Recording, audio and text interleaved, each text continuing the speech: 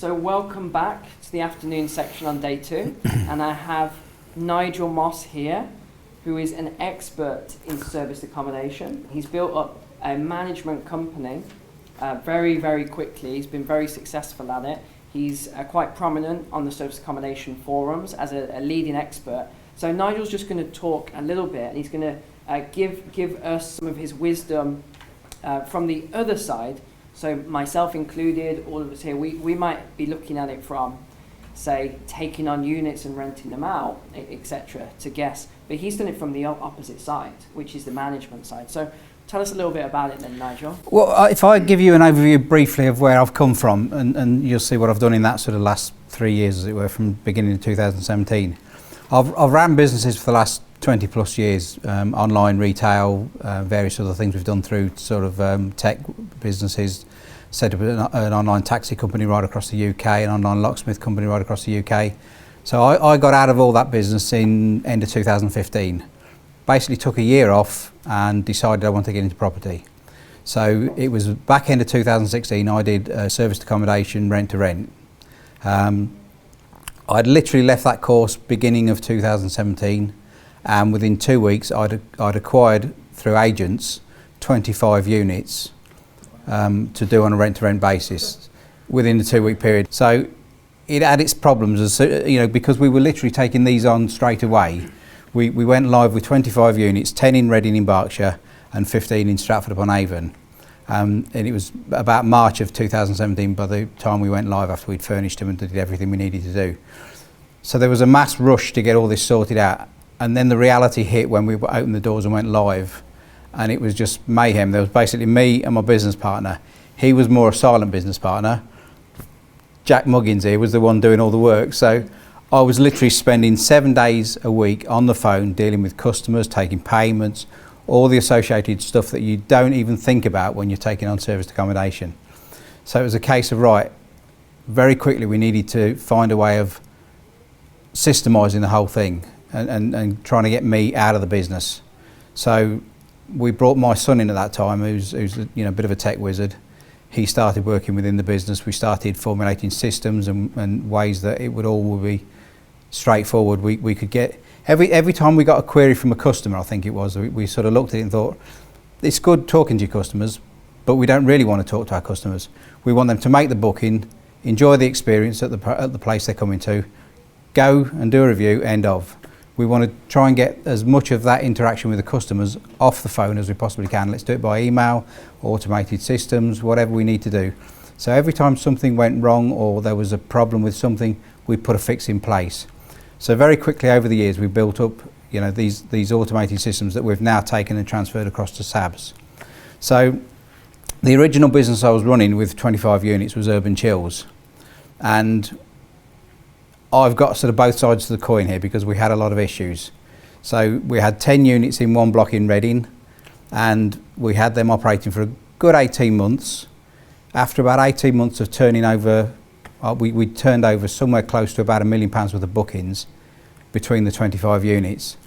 We'd started taking other people's units on at that point. I think we had about 6 or 7 that we were running for other people. They'd come to us and said, look, you're doing so well with yours, would you mind managing ours? So that's what we started to do. The 10 in Reading, all of a sudden they were in one block. We had a change of the management company. So therefore the head lease changed, and the head lease then decided that they were going to outlaw SA. And this was a block of about 60 apartments. And I think probably out of the 60 apartments, I would say 80% were running a serviced accommodation. So the place emptied more or less overnight. So we had to get out. We gave 3 months notice, we got out. We still kept the properties running in Stratford-upon-Avon. That then became a problem because that building was an old office block on a business park that had been taken over by a developer. I think it had been sat for about 3 years empty. He developed it into 15 brand new apartments. He tried to put them out on ASTs, but because it was in a business park, people didn't want to live in a business park. It was simple as that. So we took the whole lot of serviced accommodation. Brilliant. 3 minutes walk from Shakespeare's birthplace. I'd lived in Stratford before, so I knew it was an ideal place to be. Business and tourism both in the town. It was spot on for serviced accommodation. But because it was a new building that had been transformed from an office to serviced accommodation effectively, we got a business rates valuation that was 4 times higher than what we should have been paying and what we had been paying for properties in Berkshire. So my business partner was supposed to appeal this with the actual VOA, the Valuations Office Agency. That didn't happen. So long story short, they sent us a £200,000 bill that they started chasing us down for not only past payment, but future payments through to April of the following year. And this was October 2018. So there was no way for us to go, basically. There was no way we could pay that sort of money. They wouldn't listen to us. Our appeal was blocked and bogged down. They said it could take 2 years, 3 years to get it through appeals process. So we decided to start transferring all of the people we were managing units for at that time out of Urban Chills and into SABS. And so SABS was effectively created in July of 2018. So we transferred all the customers across, we transferred all the systems across, and we effectively closed down Urban Chills and walked away from it. So we learned a lot of lessons. So there's just one point on that. See, that's key what he was saying. So it's interesting you were saying all that, because we just found a deal in Stratford today, didn't we? I was like, oh, look at that deal. Yeah. It's like Shakespeare's birthplace, and it was there. Yeah. It's like 2-minute walk, perfect. But also, what the advice I was giving everyone is, don't scale like too fast. You know, no. some people are giving advice saying, oh, take on 10 units and 20 units in one go. And I was like, do not do that. No. If you're new to this, do not, get this started straight away. It's like an absolute, worst thing you can possibly do. Yeah, I mean, we learned the hard way, effectively. I mean, because it did wipe us out with that business. I mean, we'd made a lot of money while we did it, but when they come knocking on the door for £200,000 worth of back pay, there was no way we could pay that. I mean, and they wouldn't, just wouldn't even look at it. So it was a no-brainer for us. We walked away, set up SABS, put all the systems across, and now we have, a fantastic serviced accommodation management, system that we work for with other people. So, again, my view, because we did think about taking on other units at that point. I've got access to lots of agents that bring me properties all the time. But I said, do you know what? If we're working with partners, people like yourselves, and we're looking after and managing your properties, and you've got properties in Reading in Berkshire or Stratford-upon-Avon, wherever, and we've got properties there as well, it's a conflict of interest as far as I'm concerned. It's not what we want to be doing. So we said, right, we're going to focus on our partners and our customers, and that's what we do. I was sharing with them just last week. I had a girl book for 5 or 6 nights, just her, and she said, oh yeah, my dad's paying and all this, and I thought, first I was suspicious, but then I thought, oh, okay, she's probably just some rich girl and whatever. And my camera, because I've got a Hive on front, Hive. Bing, bing, bing, bing, bing. Yeah. Dozen different people coming in and going, trash the whole house. So I learned a valuable lesson from that one as well. Yeah. So what advice would you give for having people to actually avoid parties and avoiding issues like that? You never avoid them completely. All you need, you've just got to be vigilant with your bookings. Again, you see a pattern in the booking sometimes. You'll see, like you say, one person booking for a 3-bedroom house. If it doesn't look right, question it. Talk to the proposed guest. Ask the questions. We send out T's and C's to them. Again, everything's automated within the system. So as soon as a booking is made, we send T's and C's to them. They have to sign all this. They have to give us proof of ID and all this sort of stuff. If they don't do that, then we start thinking about why aren't they giving that information? Why do they want to hold back on that information? What's the reasons? So and you do get a feel for it.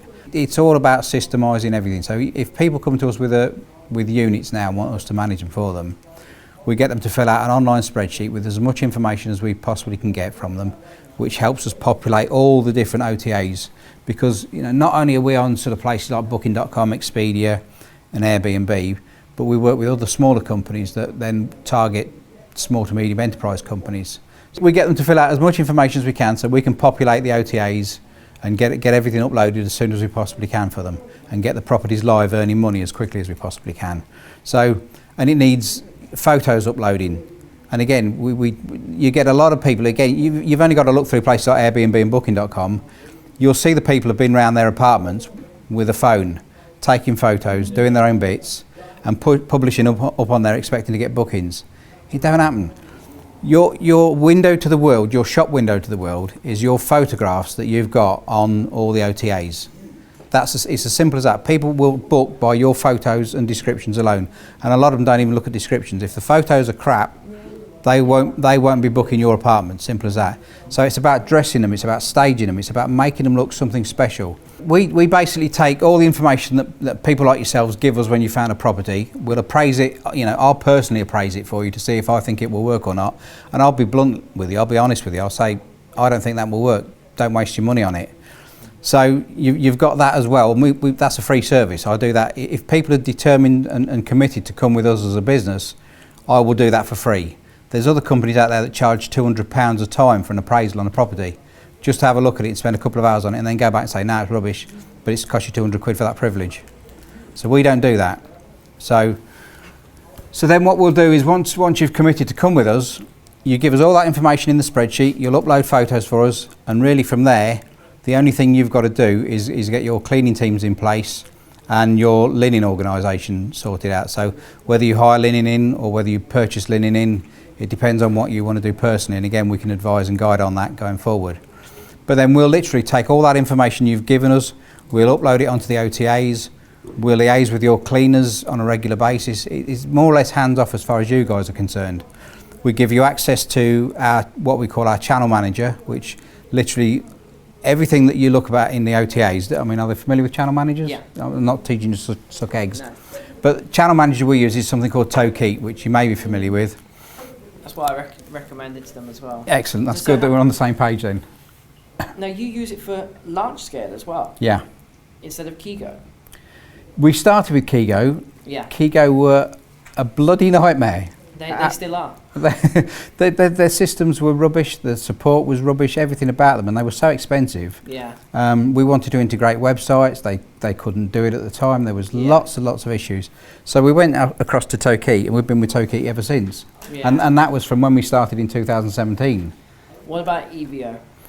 I've not really had any dealings with them. They have tried to get me to convert to them. They want to do demos to me all the time. Yeah. But from our point of view, because we've got 30 plus units that we're managing for other people, to take all that information and all those units and then transfer them across to another system, logistical nightmare. Yeah. So we stick with what we've got and we pay for the dynamic pricing within Tokeet. But all of that you get for free within our system. We also give you a website free of charge. So if you give us a domain name or you've already got a domain name, we'll do a website for you, and that website becomes a booking engine. It has all the complete booking system, so it's another sales channel. And that means you can push that out onto social media, Facebook groups, LinkedIn, whatever, and try and push to get your own business through the system as well as what we do. So you're talking about direct bookings? To attract direct bookings, yeah. You search serviced accommodation on Google. You tell me who comes up first. Booking.com, Airbnb, Expedia. Yeah. You can't compete with the likes of them. They're probably paying something like £15 a click, maybe even more. It's just not a market. You can't go out there and do it and compete with these guys. They're spending millions and millions of pounds on advertising. They're advertising at major sporting events. They're advertising everywhere on the TV and all this. So you just can't compete with these. So from our point of view, they're a necessary evil that we have to work with and we have to work alongside. We get over 55%, I think now, of our bookings from Booking.com. It's interesting. So who are the other 40? What's the split? The other 45%? The split is we do probably about 15% Expedia. Yeah. About 15% of our own bookings. Yeah. And then Airbnb and other bookings, smaller ones, and hotels and all make up the smaller. If you get big bookings or corporate bookings, we constantly target them to come directly to us and get them as ongoing business. And we've been very successful with it. I mean, when we were running our Reading apartments, we had a lady that was coming to us. First booking she made through Expedia. I approached her directly. She worked for PricewaterhouseCoopers. She was coming up from Plymouth every day. Well, every day. She was coming up from Plymouth on a Tuesday, so on a Monday, stopping Monday night, Tuesday night, Wednesday night, Thursday night, travelling back Friday. She came to us then for a good 6 months of direct bookings through one phone call. So Tom, that's on the phones all the time with our customers, he's targeted to do this and achieve as many direct bookings as we can get and convert them over. So tell us a little bit more about, say, the 15, was it in Reading? Yeah, 10 in Reading. Yeah, 15 so you got 10 in Reading in one go. what was the like lead period until you got those full? Like, was it, because you would obviously have to furnish them. Did you furnish them? So we had half and half in Reading. We furnished half of those, and the rest we got were furnished to a good standard. Yeah. So so it was a half and half there. Okay, so you did that, and then how long did it take to get traction? It was, with Reading ones, it was a bit longer than the Stratford ones. Yeah. We did get bookings coming in straight away. All these went live, and then within a couple of hours the first bookings started dripping through, and I said I could breathe again. You know, because I mean we'd put one hell of a lot of money and time and effort into this, and we didn't know it was going to work. I mean, it was like finger in the air sort of scenario. Yeah. But you know, we were lucky. It went well. I mean, the first bookings that started coming in were for Stratford. It will be. Yeah, because the thing with Stratford, it's fantastic for tourism, but it's also very good for business. You've got Jaguar Land Rover there. You've got National Farmers Union, big insurance company. There's Aston Martin there. There's lots of big lucrative companies, and a lot associated with the cinema and theatre up there. We got a load of bookings from a local company up there that was doing a lot related to that. So you've got to look at who's in your target areas, and we didn't think that Stratford would be as much business orientated as it actually was, and we were getting quite a lot of good business bookings through the week, and then the weekends were just full with tourism. It was fantastic. Now Reading was business only, and you know, we'd done it right. We'd taken on 1-bedroom apartments and a couple of 2s, and that was all business. So because you're only attacking one market there, that took a bit more time getting some traction going, as you say, and that's where it was that I was approaching people that were booking directly through the system. I was approaching them to get them to come to us as direct bookings further down the line. So when was your break even then on those units, because there's so many of them? Our outgoings, if I recall rightly, our outgoings were about 32k, somewhere like that every month. So anything above that, I basically put a line on the graph, and this pie graph was up here, and so everything above that was like ka-ching. so that was my sort of take on it. But a lot of hard work, and you know, the systems became a necessity because of the amount we took on so early. So we had to get systems in place very, very quickly, and that's allowed us to build a fantastic system, what we've got now. So let's take some questions then. So who's got the first question? Go on, Ali. Go on. How much do you charge to manage a property? So what's your commission structure? I guess, are you on a commission structure, or is it tiered, or? It's basically we take 11% of all bookings. Okay, that's actually very low. Yeah, that is good. That is very low. And that, as I say before, the 11% also includes you free into the dynamic pricing, because we pay for that. So, but we get a bulk discount price, so you get that free. You get a free website. So give us a domain name, as long as it's not something like google.com that you want us to buy for you. And you know, if it's a sensible domain name that we can get cheap and host for you, we do all that, host it for you, and design the website and do it all with a booking engine on it for you. See, that is a really good deal. That's why I brought Nigel in today. That's fantastic. Because 11%, you're probably going to get them more bookings anyway. Yeah. So it's going to cost neutralise. Yeah. We ask that you set up your linen providers, as I said, and your cleaning provision. You pay them directly every month, but we pay you every week for completed bookings. Yeah, we do. There's some partners that we work with, because we've had some people signed up and said, well, what about any maintenance issues and things like that? They said, we've got maintenance people in the area. Are you happy to talk to them on our behalf? And I said, well, look, we can do whatever you wish us to do. If you want to give us a budget of, say, £100 for any fixes, and say anything over that you've got to talk to me, then that's fine, we'll do that. So we will work with whatever you agree to with us. So, but the cleaners, once you've appointed your cleaners and you've got your linen provision, a lot of the people we work with tend to get a cleaner. If they've only got 1 or 2 units, it's cheaper to actually buy good quality linen and towels of your own, and have that cleaner. If you can get a cleaner good in the area that will actually do the changes for you, take away your laundry, do that all for you, bring it back and change it next time, that is a much better solution. There are people out there like Stallbridges that you can hire linen from, and we use them for all our setup. And that's fine if you're running 25 units like we were, because it's you know, you work in such a scale, you can get discounts on your supply and that. And it was nice and simple for us. But if you've only got 2 or 3 units, or even up to 5 units, I would say that you are better off buying good quality linen and toweling of your own, finding a cleaner that will do the changeovers and do that for you, and working in that respect. We will give them access to Tokeet, so we give them logons, so they get emails every time a booking is made. They get emails every time a cancellation is made. They can log onto the system and see whatever bookings they've got coming for the next 3 weeks, 3 months, 3 years even, if they're that far ahead, as will anybody that's a partner of ours. So if you were with us, you would also have logins to Tokeet. You would get emails, if you wanted emails for every booking that was coming through the system, you could have them. Some people don't want that level of involvement, but you can have it if you want it. You can log onto the system and see your bookings at any time. We're completely transparent. We don't hide anything from anybody. And are you vetting all the people coming? So you're vetting all the people Yeah. coming? Yeah, I mean, we had one guy that came to us with a property in Nottingham that he showed us nice photos for, and then in reality, when we got the photos from him for the unit, they were completely different photos and a completely different unit. And even in the photos we got, I mean, it was that bad that the photo I was looking at was showing the view into the bathroom, and there was a big chunk of tiling missing on the floor, and it was like ceramic tiles, and there's a big chunk of tiling, and it was just so obvious in the pictures we weren't going to get bookings for it.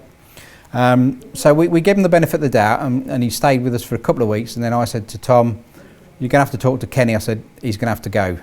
So we actually took him off our system and you know, got him off because we list all on the OTAs, and it's listed on our account.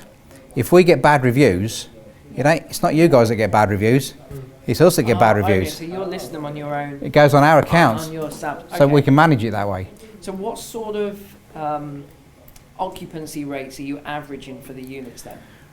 We've got Now, obviously they'll vary from winter Yeah. to summer, but just in general. in general, I would say we're operating between 65 and 82%. Okay, so 75% Yeah. for the year. Yeah. Okay, so again, typical what I was explaining yesterday, about 75%. Yeah. For the ones that are working well, it's like coming back to the ones in Manchester, 3-bedroom places in the right location, wrong property. They don't work, and I'll give them a couple of months and they'll be going under. But Yeah, and this is what I've been saying. Yes, all these SA trainers tell you, oh yeah, you can scale to 10, 20 units really fast. It's bad advice. yeah, You've got to get one unit that's going to make you really good cash flow. Like we found units this weekend, some of them making like 2.5, 3 grand cash flow.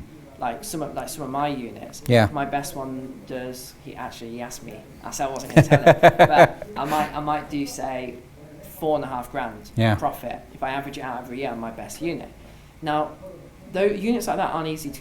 They're not No. easy to come by. no, You've really got to spend a lot of time, be very diligent, do tons of research to find a unit like that. We found another unit today by Windsor, right by Windsor Yeah. Castle. Very good price, perfect inside, 2-bed. Was it 2-bed or 1? 2.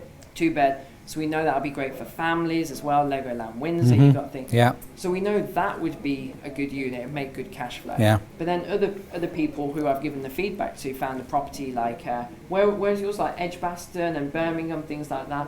We looked at it and said, you'd probably be lucky to get 750, 800 a month profit. And, you know, it's just it's not a good idea to do it for that amount. You really want to be No. clearing over 1,000 minimum, which isn't hard. As long as you do the research, it's not hard. they're out there. Yeah. The units are out there, but it comes down to doing your due diligence.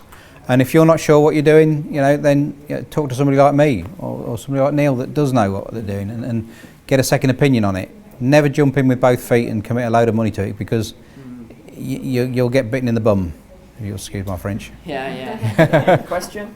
Yes. So what type of units would you recommend work best for serviced accommodation? Would you say more apartments, or would you say more houses in your experience? Okay, so what properties do you think work best for serviced accommodation? See, I've given them advice, my Right. advice. I'm not going to tell you what I've said, so let's hear what you say on this. Because it may be different. I would say it depends on location. I know people that are running 4-bedroom houses in Cambridge that are rented out solid and making shed loads of money every month. I know people that are doing 1-bedrooms in Reading because it's business, that are renting out and doing really well. What I will say is apartments tend to be more problematic in terms of you get a lot of, especially if you're doing the rent-to-rent scenario, you'll get a lot of agents who will tell you that you can do SA in there, and then they just don't talk to the landlord and the owner of that place, and you go ahead and do it anyway. If somebody, and we've had that with people that we've actually managed properties for in the Jewellery Quarter in Birmingham, This guy he literally took it over, he'd furnished it, he'd spent quite a bit of money on it. 3 months later he's been kicked out of there because he got complaints because somebody had a party in there. And what happened there is they reported it to the landlord because they knew the owner of the property. He said, I didn't give my permission to do SA. The agent had.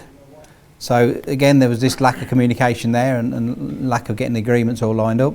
So that caused him a load of issues. He'd spent money on doing that, and he was literally ousted in months. And just remember what I was saying about the legalities of that as well. You have the management company's agreement, and you've got the leasehold on that. You've got the insurances, so service accommodation insurance. If that landlord's got a mortgage, it might have breached a mortgage terms and conditions. So you've got to bear all these things in mind. See, I've never heard of an agent doing that, so I'm surprised you said that. No. Because usually the agents are the ones that don't want to give you the deals. If they're desperate, right, and they're like, oh, hello, corporate person here, I need to get this off the books. Yeah, will you take this? Yeah, here, I need 500 as a fee as well. Yeah. They're gonna milk you. So what I actually said, did you have more to add to the? Well, no, it is dependent on location. For me, location. If you're in a business area, one bedrooms, because again, it's what you're competing with is hotel rooms. Yeah. So you want people to come to you rather than go to a hotel room. So they've got more facilities, more room. Yeah. So they're likely to do that. They will book 2-bedroom places, but how often, in my view, how often do you get business travellers travelling in pairs that want to share a place together? You don't. Simple as that. So would you say more like tourist areas? You would tourist areas go for like the 2-bedroom plus, but business areas more 1-beds would work. Look at who your natural customer's going to be. Yeah. And if your biggest base, if it's going to be 80-20 to tourism against business, then bigger places will work. Yeah. If it's the other way round, then you want to look at the smaller side of things. Yeah. Right. Okay. Thank you. So actually, one of the things I advise them, I know you guys got some questions. So I actually like 2-bedroom houses. Yeah. They're my favourites. I love 2-bedroom houses. I don't like apartments. So I said, I don't want to influence all of you, but that's my thought process. I don't really like apartments because there's so many issues with them, and I've had so many people, like mentoring clients, people constantly have issues with management companies and this and that and noise complaints. Someone's having a party underneath and it's a business booking and they can't sleep. And next question, Camilla, go. Okay. With rent to rent, sometimes you'll put betterment into the landlord's property if it needs bring up to date. If you saw a potential service accommodation out there that was in a good area, you knew you could receive good income, would you ever suggest to the landlord that you would add any sort of betterment because of the potential it has? Yeah, I think what you're getting at is if you were taking on a unit and it was in a bit of a state and wanted some work carrying out, would you actually at any time take a unit on that basis? What I would say is yes. If you've got all these things are in negotiation with the landlord. If you've got a prime area and you know categorically that place that you're looking at will work as serviced accommodation, but it needs £2,000 or £3,000 or whatever spending on it to get it up to the right condition, what I would say to the landlord is you're bettering his property. So I would say to that landlord, look, I'm prepared to carry out the work and do this and put the commitment in.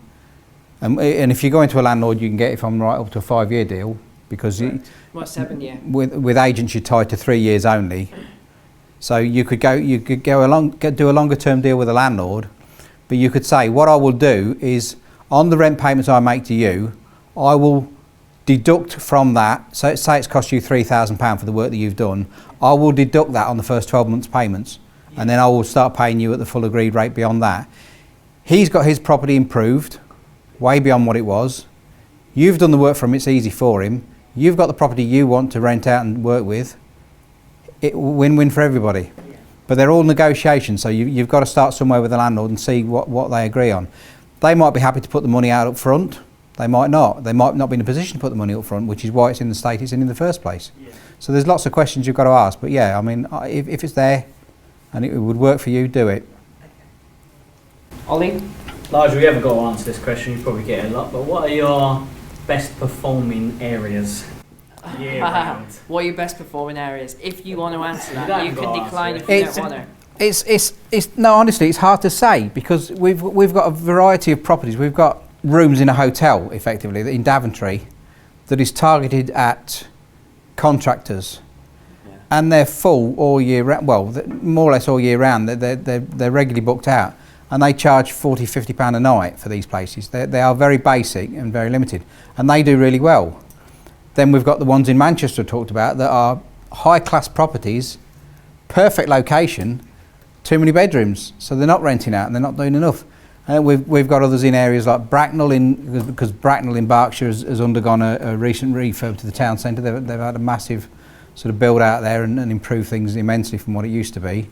And we've got a place in there, North Winchester House. There's brand new apartments that have been done in there, really swish, really nice, top quality. The photos are spot on, and that rents out and does really well on that basis. You know, so it really does depend. There is no, because we manage we manage a place in Middlesbrough that is a 3-bedroom, 4-bedroom house aimed at contractors. That one does okay. Yeah, I think to answer this really simply, he already knows the answer because I gave him like a 20-step process to follow, which he's doing. You've still got to do the second part of it. Yeah, of course. But I think what you're saying is don't focus on location. No. It's situational based on the area. A lot of people said you should never do anything that's more than an hour from where you're living if you're managing it yourself. And there's logic behind that, and reasons behind that, which are, obvious for all to see. But with a company like us, as long as that infrastructure is on the ground, you could take properties anywhere the hell you like. Yeah. Edinburgh, good for tourism and business. Yeah. Anywhere you like. I bet you have some like fantastic Monday to Friday, but then no one wants to go to that area on the weekend. Yeah. But then again, the next Monday to Friday, they're booked. And That was Reading. That was typical of Reading. It was business through the week. Nothing much at the weekends. Nigel, thanks so much for coming. Thank you. Really appreciate it. No problem at all. Thanks for your time. Yeah. Thank you.